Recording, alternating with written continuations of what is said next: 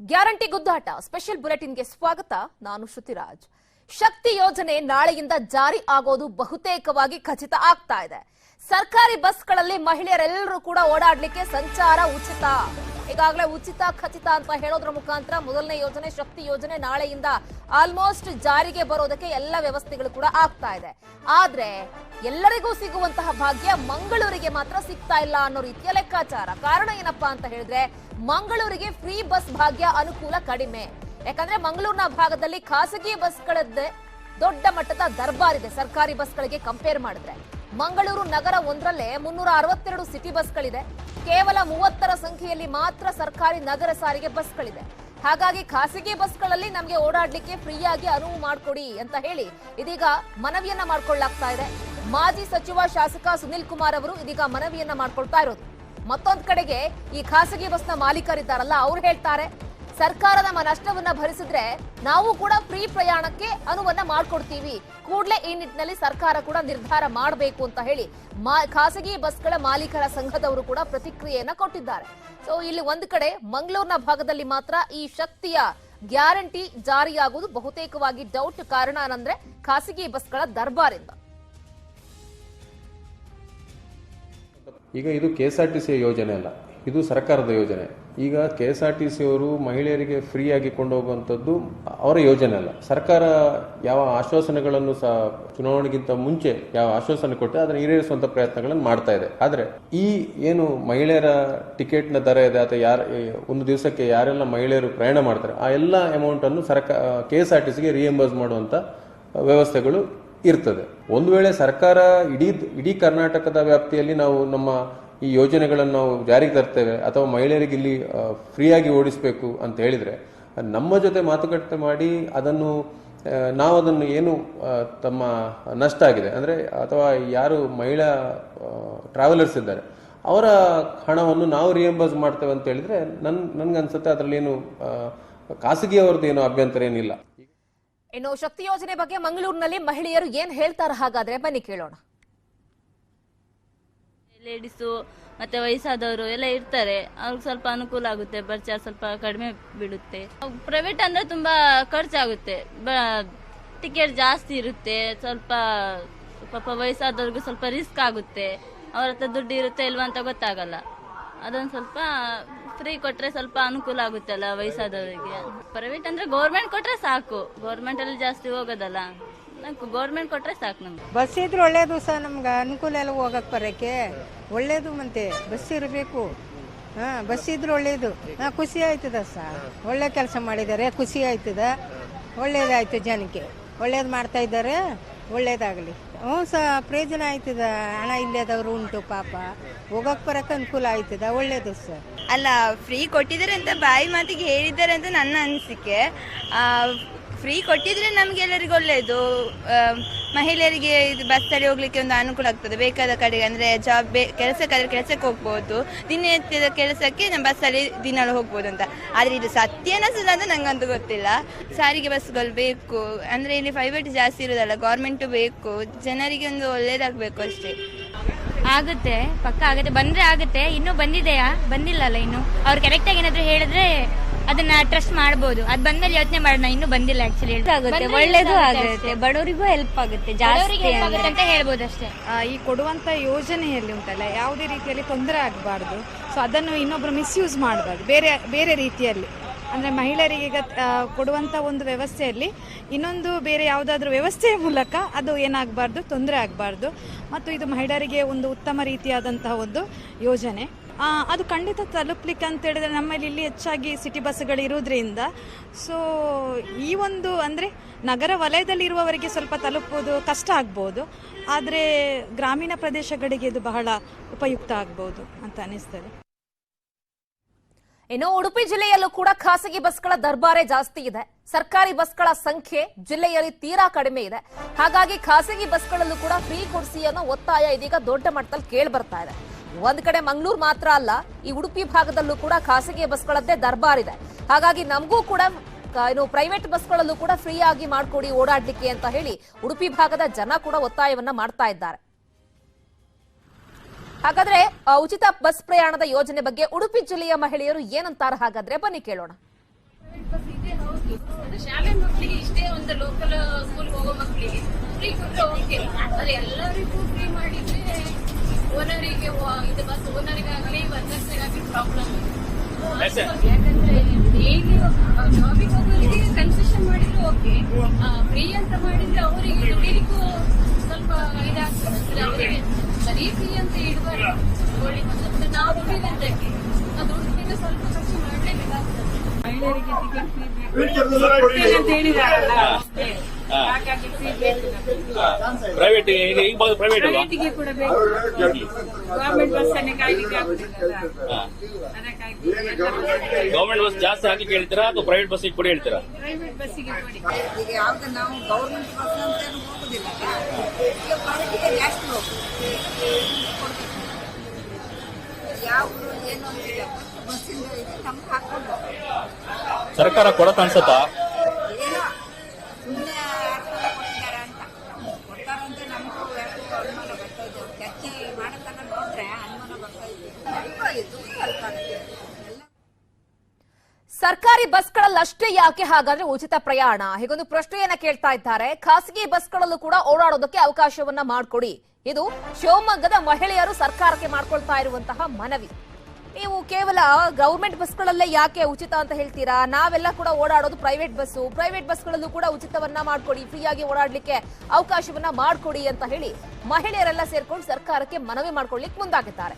ಶಿವಮೊಗ್ಗ ಹಾಗೆ ದಾವಣಗೆರೆ ಜಿಲ್ಲೆಯ ಕೆಲವೆಡೆ ಸರ್ಕಾರಿ ಬಸ್ಗಳ ವ್ಯವಸ್ಥೆ ಇಲ್ಲ, ಖಾಸಗಿ ಬಸ್ಗಳೇ ಜಾಸ್ತಿ ಇದೆ. ಹಾಗಾಗಿ ಖಾಸಗಿ ಬಸ್ಗಳಲ್ಲೂ ಕೂಡ ಓಡಾಡೋದಕ್ಕೆ ಫ್ರೀಯಾಗಿ ನಮಗೆ ಅವಕಾಶವನ್ನ ಸರ್ಕಾರ ಮಾಡಿಕೊಡ್ಬೇಕು ಅಂತ ಹೇಳಿ ಮಹಿಳೆಯರು ಹಾಗೆ ಕಾಲೇಜಿನ ವಿದ್ಯಾರ್ಥಿನಿಯರು ಕೇಳ್ತಾ ಇದ್ದಾರೆ. ಹಾಗಾದ್ರೆ ಅಲ್ಲಿನ ಪ್ರಯಾಣಿಕರು ಏನ್ ಹೇಳ್ತಾರೆ, ಹೆಣ್ಣು ಮಕ್ಕಳು ಏನ್ ಹೇಳ್ತಾರೆ, ಹಾಗಾದ್ರೆ ವಿದ್ಯಾರ್ಥಿನಿಯರು ಯಾವ ರೀತಿಯಾಗಿ ಬೇಡಿಕೆಯನ್ನ ಸರ್ಕಾರದ ಮುಂದಿಡ್ತಿದ್ದಾರೆ, ಬನ್ನಿ ನೋಡೋಣ. ನಾವು ರೆಗ್ಯುಲರ್ ಆಗಿ ಓಡಾಡೋದು ಸರ್, ವರ್ಕಿಗೋಸ್ಕರ. ನಮ್ದು ಹೊನ್ನಾಳಿ ತಾಲೂಕು ನ್ಯಾಮತಿಯಿಂದ ಓಡಾಡೋದು ಡೈಲಿ. ಅಲ್ಲಿಂದ ನಮಗೆ ಗೌರ್ಮೆಂಟ್ ಬಸ್ಸಸ್ ಸಿಗಲ್ಲ ಮೇಡಮ್, ಪ್ರೈವೇಟ್ ಬಸ್ಸಸ್ ಇರೋದು.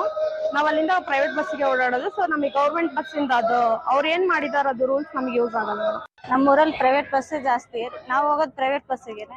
ಗೌರ್ಮೆಂಟ್ ಬಸ್ ಇಲ್ಲ.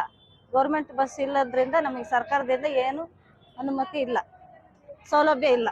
ನಾವು ಹೊನ್ನಾಳಿಂದ ಅಬ್ಲಿಗೆರೆ ಬಸ್ಸಿಗೆ ಇಲ್ಲಿಗೆ ಬರ್ತೀವಿ, ಶಿವಮೊಗ್ಗ ಬರ್ತೀವಿ. ಡೈಲಿ ಓಡಾಡ್ತೀವಿ ಕೆಲಸಕ್ಕೆ. ನಮ್ಮಂತ ಬಡವರು ದುಡ್ಕೊಂಡ್ ತಿನ್ನೋದೇ ಬಸ್ಸಿಗೆ, ಡೈಲಿ ಪ್ರೈವೇಟ್ ಬಸ್ಸಿಗೆ ಓಡಾಡಿ ದುಡ್ಕೊಂಡ್ ತಿನ್ನೋದು. ಯಾವಾಗ ಬಸ್ಸಿನ ರೇಟು ಜಾಸ್ತಿ ಆಗಿದೆ. ಒಂದೊಂದು ಬಸ್ 10 ರೂಪಾಯಿ ತಗೊಂತಾರೆ, ಒಂದೊಂದು ಬಸ್ 15 ರೂಪಾಯಿ ತಗೊಂತಾರೆ. ಹಿಂಗೆ ಬರ್ತೀವಿ, ಡೈಲಿ ಓಡಾಡ್ತೀವಿ ಅಪ್ ಅಂಡ್ ಡೌನ್. ಉಪಯೋಗ ಮಾಡಿಸ್ಕೊಟ್ರೆ ಗೌರ್ಮೆಂಟ್ ಇಂದ ಉಪಯೋಗ ಆಗುತ್ತೆ. ಸೊ ಗೌರ್ಮೆಂಟ್ ಏನು ಮಾಡಿಲ್ಲ ಅಂದ್ರೆ ಏನು ಇಲ್ಲ, ಗೌರ್ಮೆಂಟ್ ಬಸ್ ಬಿಡಿಸ್ಬೇಕು. ಇನ್ನು ಇದೇ ವಿಚಾರಕ್ಕೆ ಸಂಬಂಧಪಟ್ಟ ಹಾಗೆ ನಮ್ಮ ಪ್ರತಿನಿಧಿ ವಿನಯ್ ವರದಿ ಕೊಟ್ಟಿದ್ದಾರೆ, ಬನ್ನಿ ನೋಡೋಣ. ಒಂದು 20 ದಿನಗಳ ಕಳೆದಿದೆ. ಈಗ ಸರ್ಕಾರದ ಗ್ಯಾರಂಟಿ ಕಾರ್ಡ್ ಏನಿದೆ ಅದರ ಫಲವಾಗಿ ಶಿವಮೊಗ್ಗದಲ್ಲಿ ಅಂದ್ರೆ ಇಡೀ ಕರ್ನಾಟಕದಲ್ಲೂ ಕೂಡ ಖಾಸ್ ಫಲವಾಗಿ ಈಗ ಸರ್ಕಾರಿ ಬಸ್ಗಳಲ್ಲಿ ಅಂದ್ರೆ KSRTC ಬಸ್ನಲ್ಲಿ ಉಚಿತ ಪ್ರಯಾಣ ಅಂದ್ರೆ ಮಹಿಳೆಯರಿಗೆ ಉಚಿತ ಪ್ರಯಾಣನ ನೀಡೋದಕ್ಕೆ ಈಗ ಸರ್ಕಾರ ಮುಂದಾಗಿದೆ.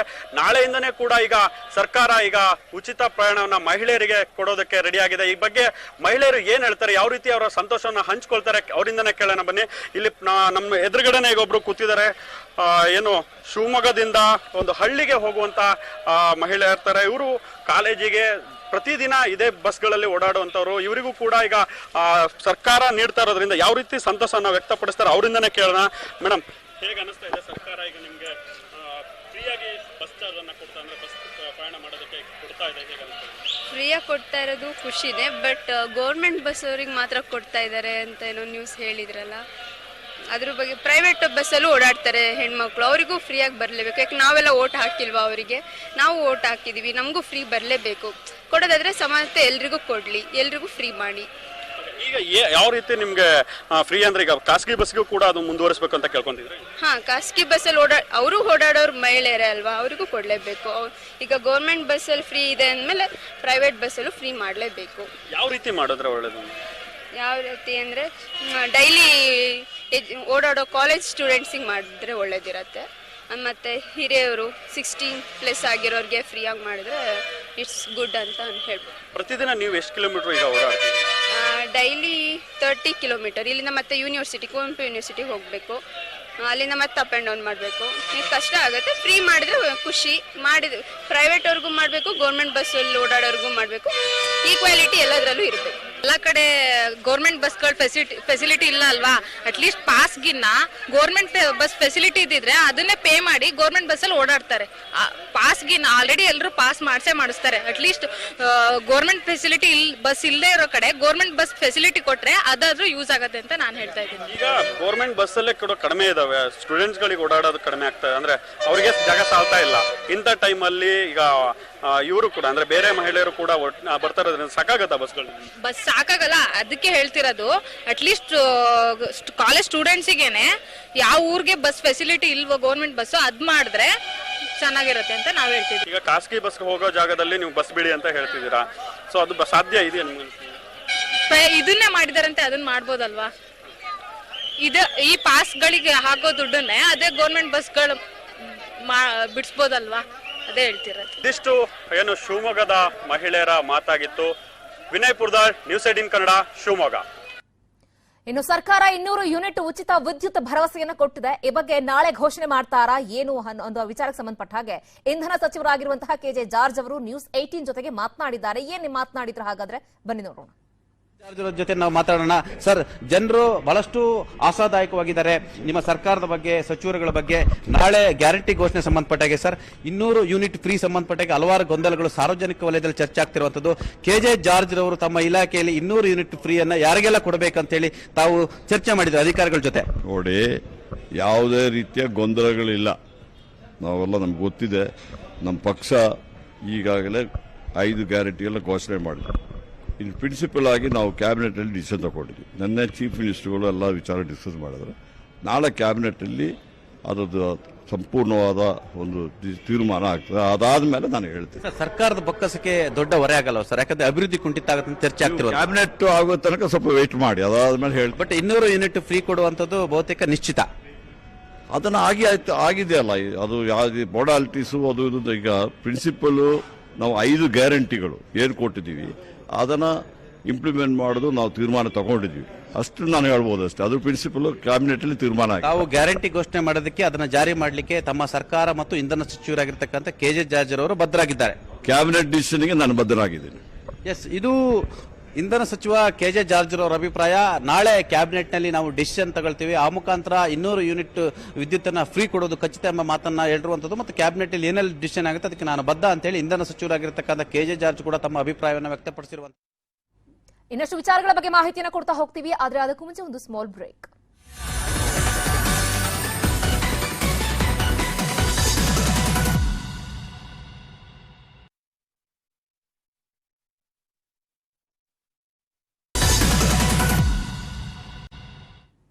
Welcome back. ಗ್ಯಾರಂಟಿ ಜಾರಿಯ ಟೆನ್ಷನ್ ನಡುವೆ ಮುಖ್ಯಮಂತ್ರಿಗಳಿಗೆ ಇದೀಗ ಮತ್ತೊಂದು ಟೆನ್ಷನ್ ಶುರುವಾಗಿದೆ. ಕಾಮಗಾರಿಗಳ ಬಾಕಿ ಹಣ ಕೊಡಿ ಅಂತ ಹೇಳಿ ಬಿಬಿಎಂಪಿಗೆ ಡೆಡ್ಲೈನ್ ಕೊಟ್ಟಿದ್ದಾರೆ ಬೆಂಗಳೂರು ಗುತ್ತಿಗೆದಾರರ ಸಂಘದವರು.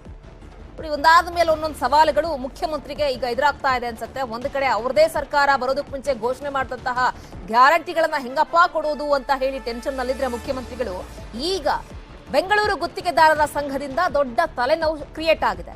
ಜೂನ್ 5ನೇ ತಾರೀಕು ಒಳಗಡೆ ಬಾಕಿ ಉಳಿದುಕೊಂಡಿರುವಂತಹ 2,500 ಕೋಟಿ ಬಿಲ್ ಅನ್ನ ಕ್ಲಿಯರ್ ಮಾಡಲೇಬೇಕು ನೀವು ಅಂತ ಹೇಳಿ ಇದೀಗ ಬಿಬಿಎಂಪಿಗೆ ಗಡುವನ್ನ ಕೊಡ್ತಾ ಇದ್ದಾರೆ. ಇಲ್ಲ ಅಂತ ಹೇಳಿದ್ರೆ ಪಾಲಿಕೆ ವ್ಯಾಪ್ತಿಯ ಎಲ್ಲ ಕಾಮಗಾರಿಗಳನ್ನ ಕೂಡ ನಾವು ಸ್ಥಗಿತ ಮಾಡಬೇಕಾಗುತ್ತೆ ಅನ್ನೋ ಎಚ್ಚರಿಕೆಯನ್ನ ಕೂಡ ಕೊಟ್ಟಿದ್ದಾರೆ. ಈಗ ಗ್ಯಾರಂಟಿ ಜಾರಿಯ ಮಧ್ಯೆ ಮತ್ತೊಂದು ಇಕ್ಕಟ್ಟಿಗೆ ಸರ್ಕಾರ ಸಿಲುಕು ಹಾಕೊಂಡಿದೆ. ಬನ್ನಿ, ಈ ಬಗ್ಗೆ ಮತ್ತಷ್ಟು ಮಾಹಿತಿಯನ್ನು ಕೊಡ್ಲಿಕ್ಕೆ ನೇರ ಸಂಪರ್ಕದಲ್ಲಿ ಜಾಯ್ನ್ ಆಗ್ತಾ ಇದ್ದಾರೆ ನಮ್ಮ ಪ್ರತಿನಿಧಿ ಆಶಿಕ್ ಮುಲ್ಕಿ. ಆಶಿಕ್, ಈಗಾಗಲೇ ಸರ್ಕಾರಕ್ಕೆ ಈ ಕೊಟ್ಟಿರುವಂತಹ ಗ್ಯಾರಂಟಿಗಳನ್ನ ಹೆಂಗಪ್ಪ ಫುಲ್ಫಿಲ್ ಮಾಡೋದು, ಹಣವನ್ನ ಹೆಂಗಪ್ಪ ಕ್ರೋಢೀಕರಿಸೋದು ಅನ್ನೋ ಟೆನ್ಷನ್ ದೊಡ್ಡ ಮಟ್ಟದಲ್ಲಿದೆ. ಅದೆಲ್ಲದರ ಮಧ್ಯೆ ಬಿಬಿಎಂಪಿಗೆ ಕೂಡ ಇದೀಗ ಡೆಡ್ಲೈನ್ ಕೊಟ್ಟಿದ್ದಾರೆ ಬೆಂಗಳೂರಿನ ಗುತ್ತಿಗೆದಾರರ ಸಂಘದವರು. ಯಾವ ರೀತಿ ಡೆಡ್ಲೈನ್ ಕೊಟ್ಟಿದ್ದಾರೆ, ಏನ್ ಎಚ್ಚರಿಕೆ ಕೊಟ್ಟಿದ್ದಾರೆ, ಇದು ಸರ್ಕಾರಕ್ಕೆ ಯಾವ ರೀತಿ ಟೆನ್ಷನ್ ಕ್ರಿಯೇಟ್ ಮಾಡ್ತಾ ಇದೆ? ಶ್ರುತಿ, ಸಹಜವಾಗಿ ಒಂದು ಸರ್ಕಾರ ಬದಲಾಗಿ ಮತ್ತೊಂದು ಹೊಸ ಸರ್ಕಾರ ಬಂದಂತ ಸಂದರ್ಭದಲ್ಲಿ ಹಿಂದಿನ ಸರ್ಕಾರ ಜಾರಿ ಮಾಡಿದಂತ ಒಂದಿಷ್ಟು ಕಾರ್ಯಕ್ರಮಗಳು, ಅದರಲ್ಲಿ ಗುತ್ತಿಗೆ ಕೊಟ್ಟಿದ್ದಂಥದ್ದು ಮತ್ತೆ ಅದಕ್ಕೆ ಬಿಡುಗಡೆ ಮಾಡಿರುವಂತ ಹಣ ಏನಿದೆ ಅದೆಲ್ಲವನ್ನೂ ಕೂಡ ತಡೆ ಹಿಡಿಯುವಂತ ಒಂದು ಸಂಪ್ರದಾಯ ಬಹಳ ಹಿಂದಿನಿಂದಲೂ ಇದೆ. ಅದೇ ರೀತಿ ಈ ಬಾರಿ ಕೂಡ ಕಾಂಗ್ರೆಸ್ ಬಿಜೆಪಿ ಹೋಗಿ ಆ ಕಾಂಗ್ರೆಸ್ ಸರ್ಕಾರ, ನೂತನ ಸರ್ಕಾರ ಅಧಿಕಾರಕ್ಕೆ ಬಂದಂತ ಸಂದರ್ಭದಲ್ಲೂ ಕೂಡ ಅದೇ ರೀತಿಯಾಗಿರುವಂತ ಒಂದು ಸಂಪ್ರದಾಯವನ್ನ ಸಿಎಂ ಸಿದ್ದರಾಮಯ್ಯನವರು ಮತ್ತು ಡಿಸಿಎಂ ಡಿ ಕೆ ಶಿವಕುಮಾರ್ ಅವರು ಮುಂದುವರೆಸಿದ್ರು. ಈ ಸಂದರ್ಭದಲ್ಲಿ ಇಕ್ಕಟ್ಟಿಗೆ ಸಿಲುಕಿದ್ದು ಗುತ್ತಿಗೆದಾರರು. ಈಗಾಗಲೇ ಸಾಕಷ್ಟು ಹಣ ತಮ್ಮ ಜೇಬಿಂದ ಏನು ಇನ್ವೆಸ್ಟ್ ಮಾಡಿ ಸಾಕಷ್ಟು ಕಡೆ ಬಿಬಿಎಂಪಿ ವ್ಯಾಪ್ತಿಯಲ್ಲಿ ಓಕೆ ಅಶೋಕ್, ಮತ್ತೆ ನಾನು ನಿಮ್ಮನ್ನ ಮಾತನಾಡಿಸ್ತೀನಿ. ಇದೀಗ ಬೆಂಗಳೂರಿನ ಗುತ್ತಿಗೆದಾರರ ಸಂಘದ ಅಧ್ಯಕ್ಷರಾಗಿರುವಂತಹ ಅಂಬಿಕಾವತಿ ಅವರು ನಮ್ಮ ಜೊತೆ ದೂರವಾಣಿ ಸಂಪರ್ಕಕ್ಕೆ ಸಿಕ್ಕಿದ್ದಾರೆ. ಸರ್ ನಮಸ್ತೆ. ನಮಸ್ತೆ ಸರ್, ಯಾವ ರೀತಿ ಸರ್ ಡೆಡ್ ಲೈನ್ ಕೊಟ್ಟಿದ್ದೀರಾ? ಎಷ್ಟು ಬಾಕಿ ಕೊಡಬೇಕು? ಎಷ್ಟು ಬಿಲ್ ಅನ್ನ ಕ್ಲಿಯರ್ ಮಾಡ್ಕೊಡ್ಬೇಕು ಪಾಲಿಕೆ ಕಡೆಯಿಂದ ನಿಮ್ಗೆ? ಈಗ ನಾವು ಡೆಡ್ ಲೈನ್ ಅಂತೂ ಏನು ಕೊಟ್ಟಿಲ್ಲ. ಈಗ ಓಕೆ, ಹೊಸ ಸರ್ಕಾರ ನಿನ್ನೆ ನಮ್ಮ ಆಯುಕ್ತರನ್ನ ಭೇಟಿ ಮಾಡಕ್ ಹೋಗಿದೀವಿ. ಈ ಪೇಮೆಂಟ್ ಪರವಾಗಿ ಮಾತಾಡಕ್ ಹೋಗಿದ್ವಿ. ಓಕೆ, ಹೋದಾಗ ಕಳೆದ 24 ತಿಂಗಳಿಂದ 2,500 ಕೋಟಿ ಪೆಂಡಿಂಗ್ ಇದೆ. ಓಕೆ, ಅದರ ವಿಚಾರವಾಗಿ ಅವ್ರನ್ನ ಕೇಳಕ್ ಹೋದ್ವಿ. ಈ ತರ ಮೊನ್ನೆ ಒಂದು ಸರ್ಕುಲರ್ ಆಗಿದೆ ಸರ್ಕಾರದಿಂದ. ಓಕೆ, ಯಾವ್ದು ಹೊಸ ಕೆಲಸಗಳು ಈಗ ಸದ್ಯಕ್ಕೆ ಶುರು ಮಾಡಬಾರ್ದು, ಪೇಮೆಂಟ್ ಸದ್ಯಕ್ಕೆ ನಿಲ್ಸಿರಿ ಅಂತ ಬಂದಿದೆ. ಓಕೆ, ಅದರ ಬಗ್ಗೆ ನಾವು ಇದು ಡೀಟೇಲ್ ಕೊಡ್ತಾ ಇದೀವಿ. ಕೇಳಿದಾರೆ ಸರ್ಕಾರದಿಂದ ಯಾವ ಬಿಲ್ಸ್ ಪೆಂಡಿಂಗ್ ಎಷ್ಟಿದೆ, ಏನ್ ಅದ್ರ ವಿಚಾರ ಅಂತ ಹೇಳ್ಬಿಟ್ಟು ಕೇಳಿದಾರೆ. ಅದು ಕೇಳಿ ನಾವು ಕೊಡ್ತಾ ಇದೀವಿ. ಕೊಟ್ಟ ಮೇಲೆ ಅದ್ರ ಮೇಲೆ ಡಿಸಿಷನ್ ತಗೊಂಡು ಪೇಮೆಂಟ್ ಕೊಡ್ತಾರೆ ಅಂತ ಆಯುಕ್ತರು ಹೇಳಿದಾರೆ ಮೇಡಮ್. ಓಕೆ, ಸೊ ನಿಮ್ಗೆ ಭರವಸೆ ಕೊಟ್ಟಿದ್ದಾರೆ ಅದನ್ನ ಕ್ಲಿಯರ್ ಆಗುತ್ತೆ, ಏನ್ ಟೆನ್ಷನ್ ಬೇಡ ಅಂತ ಹೇಳಿದಾರೆ ನಿಮ್ಗೆ? ಹೇಳಿದ್ದಾರೆ. ಓಕೆ, ಅಂದ್ರೆ ನಿಮ್ಗೆ ಇವಾಗ ಕಾಮಗಾರಿ ಎಷ್ಟು ತಿಂಗಳವರೆಗೆ ಸ್ಟಾಪ್ ಮಾಡ್ಲಿಕ್ಕೆ ಹೇಳಿದ್ದಾರೆ? ಈಗ ನೀವು ಯಾವ್ದೇ ಕಾಮಗಾರಿಯನ್ನ ಈಗ ಶುರು ಮಾಡೋ ಹಾಗಿಲ್ಲ ಅಂತ? ಹೌದೌದು, ಹೊಸದಾಗಿ ಯಾವ್ದು ಶುರು ಮಾಡಂಗಿಲ್ಲ. ಇನ್ನು ಇವ್ರೇನು ಸ್ಟೇಟ್ ನಂಬರ್ ಆಫ್ ವರ್ಕ್ಸ್ ಅದು ಇದು ಎಲ್ಲ ಕೇಳಿದ್ದಾರೆ. ಅದ್ರ ಮೇಲೆ ಇವರು ಏನ್ ಮಾಡ್ತಾರ ಅನ್ನೋದು ಮುಂದಿನ ಅವರು ನಮ್ಮ DCM ಅವ್ರು ಕುಂತ್ಕೊಂಡು ಅದ್ರ ಬಗ್ಗೆ ಮಾತಾಡ್ತೀವಿ ಅಂತ ಹೇಳಿದಾರಂತೆ. ಸೊ ನಮಗೆ ಬಂದು ಆಯುಕ್ತರೇ ನಮಗೆ ವರ್ಕ್ ಆರ್ಡರ್ಗಳು ಕೊಡೋದಿಲ್ಲ, ಅದರಿಂದ ಅವ್ರನ್ನೇ ಕೇಳಕ್ ಹೋದ್ವಿ. ಹೋದಾಗ DCM ಒಂದು ಬಾರಿ ಭೇಟಿ ಮಾಡಿ ಮಾತಾಡಿ ಅಂತ ಹೇಳಿದ್ದಾರೆ. ನಾವು DCM ಹತ್ರ ಮಾತಾಡಕ್ ಟೈಮ್ ಕೇಳಿದೀವಿ. ಅದಾದ್ಮೇಲೆ ಮಾತಾಡ್ತೀವಿ ಮೇಡಮ್ ಅದ್ರ ಬಗ್ಗೆ. ಯಾವತ್ತು ಡೇಟ್ ಸಿಕ್ಕಿದೆ ಸರ್? ಇನ್ನ ಸಿಕ್ಕಿಲ್ವಾ DCM ಗಳನ್ನ ಭೇಟಿ ಮಾಡ್ಲಿಕ್ಕೆ ತಮ್ಗೆ? ಇನ್ನು ಡೇಟ್ ಸಿಕ್ಕಿಲ್ಲ ಮೇಡಮ್. ಈಗ ಆಯುಕ್ತರು ಏನ್ ಹೇಳಿದ್ದಾರೆ? ನನ್ಗೆ ಹೇಳಿದಿರ ಈಗ ಉಪಮುಖ್ಯಮಂತ್ರಿಗಳ ಜೊತೆ ಮಾತನಾಡಿ ಆಮೇಲೆ ಮುಂದಕ್ಕೆ ನೋಡೋಣ ಅಂತ ಹೇಳಿದಾರೆ. ಹೌದೌದು. ಸೊ ಒಟ್ಟಲ್ಲಿ ನಿಮ್ಗೆ ಬರ್ಬೇಕಾಗಿರೋದು 2,500 ಕೋಟಿ ಬರ್ಬೇಕಾಗಾದ್ರೆ ಪಾಲಿಕೆ ಕಡೆಯಿಂದ? ಹೌದೌದು. ಓಕೆ, ಈಗ ಮತ್ತೆ ನೀವು ಏನು ಡೆಡ್ ಲೈನ್ ಕೊಟ್ಟಿದ್ದೀರಿ, ಇಷ್ಟೆಲ್ಲ ಆಗಿಲ್ಲ ಅಂತ ಹೇಳಿದ್ರೆ ನಾವೇ ಕಾಮಗಾರಿ ಸ್ಟಾಪ್ ಮಾಡ್ತೀವಿ ಅಂತ, ಆತರದ್ದೇನು ನೀವು ಡೆಡ್ ಲೈನ್ ವಾರ್ನಿಂಗ್ ಆತರದ್ದೇನು ಕೊಟ್ಟಿಲ್ಲ? ಹಂಗಾದ್ರೆ ಆತರದ್ದೇನು ಕೊಟ್ಟಿಲ್ಲ. ನಾವು ಮುಂದಿನ ದಿನಗಳಲ್ಲಿ ನೋಡ್ತೀವಿ ಮೇಡಮ್. ಯಾಕಂದ್ರೆ ಈಗ ಎರಡು ವರ್ಷದಿಂದ ತೊಂದರೆಯಲ್ಲಿದ್ದಾರೆ ಗುತ್ತಿಗೆದಾರರು. ನಮ್ಮ ಪೇಮೆಂಟ್ ಬರ್ಲಿಲ್ಲ ಅಂದ್ರೆ ಕೆಲಸ ಮಾಡೋದಕ್ಕೆ ಆಗೋದಿಲ್ವಲ್ಲ. ಅದರಿಂದ ಡೆಡ್ ಲೈನ್ ಕೊಟ್ಟಿಲ್ಲ.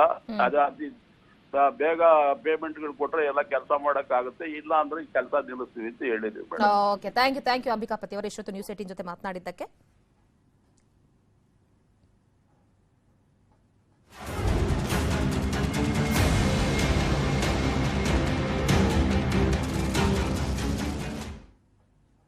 ರಾಯಚೂರಿನಲ್ಲಿ ಕಲುಷಿತ ನೀರಿನ ಅವಾಂತರ ಪ್ರಕರಣಕ್ಕೆ ಸಂಬಂಧಪಟ್ಟ ಹಾಗೆ ಈಗಾಗಲೇ ಗ್ರಾಮಗಳ ಮಾಹಿತಿಯನ್ನ ಸರ್ಕಾರ ಪಡೆದುಕೊಳ್ತಾ ಇದೆ. ಈಗಾಗಲೇ ಸರ್ಕಾರದ ಮುಖ್ಯ ಕಾರ್ಯದರ್ಶಿ ಮೂಲಕ ಮಾಹಿತಿಯನ್ನ ಸಂಗ್ರಹ ಮಾಡಲಾಗ್ತಾ ಇದೆ.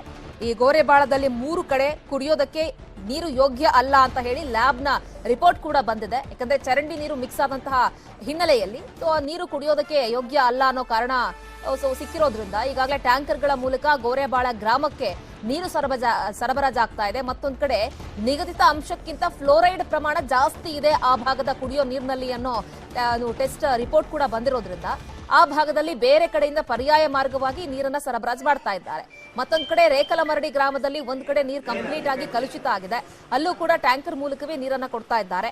ಇಲಾಖಾ ತನಿಖೆಗೆ ಈಗಾಗಲೇ ಜಿಲ್ಲಾ ಪಂಚಾಯಿತಿ ಸಿಇಒ ಆಗಿರುವಂತಹ ಶಶಿಧರ್ ಕುರೇರ ಅವರು ಆದೇಶವನ್ನ ಕೂಡ ಕೊಟ್ಟಿದ್ದಾರೆ.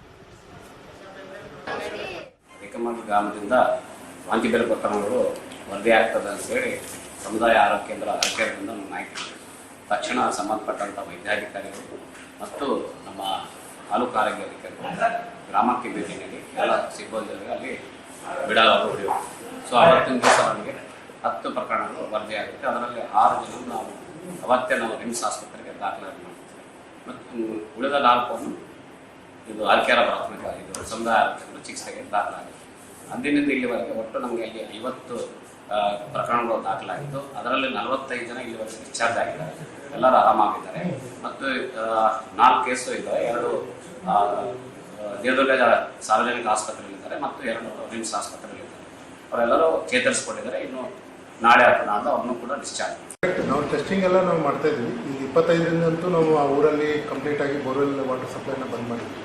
ಕಂಪ್ಲೀಟಾಗಿ ಅಲ್ಲಿ ಟ್ಯಾಂಕರ್ ವಾಟರ್ ಸಪ್ಲೈನ ನಾವು ಸ್ಟಾರ್ಟ್ ಮಾಡಿಕೊಂಡು ಟ್ಯಾಂಕರ್ ಮೂಲಕ ನೀರು ಕೊಡ್ತಾ ಇದ್ದೀವಿ.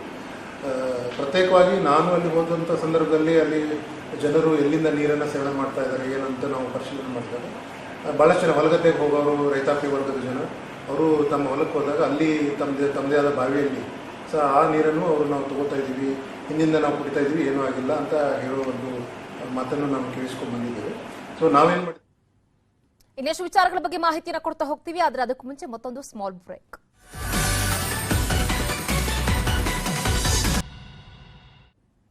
Welcome back. ಚಾಮರಾಜನಗರದಲ್ಲಿ ಜೆಟ್ ವಿಮಾನ ಪತನ ಆಗಿದೆ. ಚಾಮರಾಜನಗರ ತಾಲೂಕಿನ ಹೆಚ್ಚುಮೂಕಳ್ಳಿ ಬಳಿ ಆಗಿರುವಂತಹ ಘಟನೆ ಇದು. ಈ ಪ್ಯಾರಾಚೂಟ್ ಮೂಲಕ ಪೈಲಟ್ಗಳು ಪಾರಾಗಿದ್ದಾರೆ ಅನ್ನೋ ಮಾಹಿತಿ ಇದೀಗ ಲಭ್ಯ ಆಗ್ತಾ ಇದೆ. ತಾವು ಗಮನಿಸ್ತಾ ಇದ್ದೀರಿ ಯಾವ ರೀತಿಯಾಗಿ ವಿಮಾನ ಪತನ ಆದಂತಹ ಸಂದರ್ಭದಲ್ಲಿ ಆಗಿರುವಂತಹ ಅವಘಡ ಅಂತ ಹೇಳಿ. ಸಂಪೂರ್ಣವಾಗಿ ಆ ಫ್ಲೈಟ್ ನ ಅವಶೇಷಗಳನ್ನ ತಾವು ಗಮನಿಸ್ತಾ ಇದ್ದೀರಿ. ಸೊ ಇಬ್ಬರು ಪೈಲಟ್ಸ್ ಪ್ಯಾರಾಚೂಟ್ ಮೂಲಕ ಪಾರಾಗಿದ್ದಾರೆ. ಸೊ ಇಮಿಡಿಯೇಟ್ ಆಗಿ ಸಮಯ ಪ್ರಜ್ಞೆಯಿಂದ ಇಬ್ಬರು ಪೈಲಟ್ಗಳು ಇವತ್ತು ಬಚಾವಾಗಿದ್ದಾರೆ. ಬನ್ನಿ ಬಗ್ಗೆ ಮತ್ತಷ್ಟು ಮಾಹಿತಿಯನ್ನು ಕೊಡ್ತಾರೆ ನಮ್ಮ ಪ್ರತಿನಿಧಿ ನಂದೀಶ್. ಹೆಚ್ಚುಮೂಕಳ್ಳಿ ಬಳಿ ಒಂದು ವಿಮಾನ ಪತನ ಆಗಿದೆ, ಜೆಟ್ ವಿಮಾನ. ಸೊ ಹೆಂಗಾಯ್ತು ಇದು, ಏನ್ ಮಾಹಿತಿ ಸಿಗ್ತಾ ಇದೆ ಸದ್ಯದಕ್ಕೆ? ಈ ಸಂಪರ್ಕ ಸಾಧ್ಯ ಆಗ್ತಾ ಇಲ್ಲ. ತಾವು ಗಮನಿಸ್ತಾ ಇದ್ದೀರಿ ಆ ಪತನ ಆದ ತಕ್ಷಣ ಯಾವ ರೀತಿಯಾಗಿ ಬೆಂಕಿ ಹೊತ್ಕೊಂಡಿದೆ ಅಂತ ಹೇಳಿ.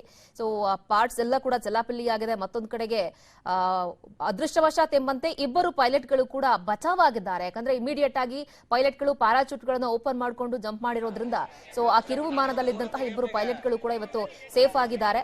ಸೊ ಜೆಟ್ ವಿಮಾನ ಪತನ ಆಗಿದೆ. ಚಾಮರಾಜನಗರದ ಹೆಚ್ಚುಮೂಕಳ್ಳಿ ಬಳಿ ಆಗಿರುವಂತಹ ವಿಮಾನ ಪತನದ ದೃಶ್ಯಗಳನ್ನ ತಾವು ಗಮನಿಸ್ತಾ ಇದ್ದೀರಿ. ಸ್ಥಳೀಯರೆಲ್ಲರೂ ಕೂಡ ಗಾಬರಿಯಿಂದ ಬಂದಿದ್ದಾರೆ. ತಾವು ಗಮನಿಸ್ತಾ ಇದ್ದೀರಿ ಯಾವ ರೀತಿಯಾಗಿ ಆ ಕಿರು ವಿಮಾನ ಅರ್ಧಂಬರ್ಧ ಯಾವ ರೀತಿಯಾಗಿ ಅಲ್ಲಲ್ಲಿ ಬಿದ್ದಿದೆ ಅಂತ ಹೇಳಿ. ಬನ್ನಿ ಮತ್ತೆ ಸಂಪರ್ಕಕ್ಕೆ ಸಿಕ್ಕಿದ್ದಾರೆ ನಮ್ಮ ಪ್ರತಿನಿಧಿ ನಂದೀಶ್, ಹೆಂಗಾಯ್ತು ಅವಘಡ, ಎಷ್ಟೊತ್ತಿಗಾಗಿರೋದು?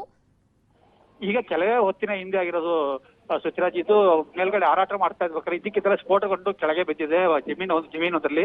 ತಕ್ಷಣ ಅಲ್ಲಿ ಸುತ್ತಮುತ್ತ ಇದ್ದ ರೈತರು ಹೋಗಿ ನೋಡಿದ್ದಾರೆ.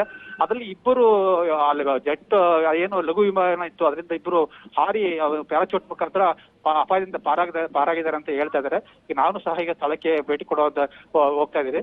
ಈಗ ಸದ್ಯಕ್ಕೆ ಮಾಹಿತಿ ಇಷ್ಟೇ ಗೊತ್ತಿರೋದು, ಅದು ಯಾವ ವಿಮಾನ ಅಥವಾ ತರಬೇತಿ ವಿಮಾನನ ಅಥವಾ ಇದು ಯಾವ ವಿಮಾನ ಅನ್ನೋದು ಇನ್ನೂ ಗೊತ್ತಾಗಿಲ್ಲ ಅದು.